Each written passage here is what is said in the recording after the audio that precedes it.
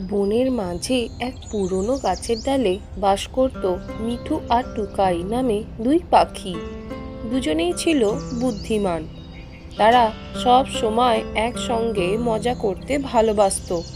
কিন্তু একদিন তাদের জীবনে ঘটল এক অদ্ভুত ঘটনা। টোকাই, আজ বনে এক নতুন কিছু খুঁজে বের করব। প্রতিদিন এই একই রকম জীবন আর ভালো লাগে না। ঠিক বলেছিস, চল বড় ঝর্ণার দিকে যাই। শুনেছি সেখানে কিছু উজ্জ্বল রঙের ফুল ফোটে।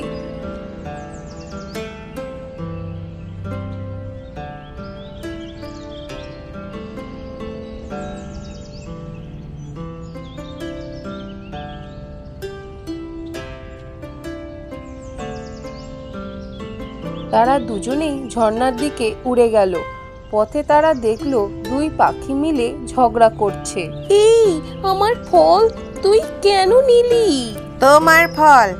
এই তো গাছের ফল, আমি আগে দেখেছি। বন্ধুরা, তোমরা ঝগড়া করো না, ভাগাভাগি করে খাও, তাহলে মজা আরো বেড়ে যাবে। ঠিক আছে, ধন্যবাদ তোমাদের। ঝর্ণার কাছে গিয়ে তারা হঠাৎ দেখতে পেল এক রহস্যময় গুহা। ও মিঠু, ওই গুহার ভেতরে কি আছে বলতো? ভেতরে ঢুকলে তবেই তো জানতে পারবো। তবে সাবধান, ভেতরে বিপদও থাকতে পারে। গুহার ভেতরে ঢুকে তারা দেখে অনেক উজ্জ্বল রঙের পাথর ঝলমল করছে। আহা, এ তো রামধনুর মতো। হ্যাঁ, এগুলো শুধুই পাথর নয়, বনের ঐশ্বর্যের প্রতীক। এ নিয়ে কারো ক্ষতি করা যাবে না। হঠাৎ তারা শুনতে পায় এক গম্ভীর কণ্ঠ। তোমরা কারা? আমার গুহায় কি করছো?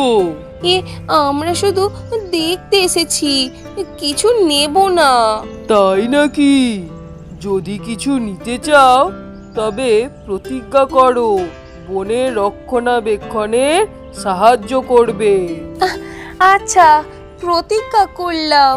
হ্যাঁ, আমরা প্রতিজ্ঞা করলাম। ফেরার সময় মিঠু ও টুকাই দেখে পথের সব প্রাণী তাদের সাহায্যের জন্য ডাকছে। কেউ খাবার চায়, কেউ বা আশ্রয় চায়। টোকাই, আমাদের উচিত সবার পাশে থাকা। চল ওদের সাহায্য করি। একদম ঠিক বলেছিস, চল সবাইকে সাহায্য করি।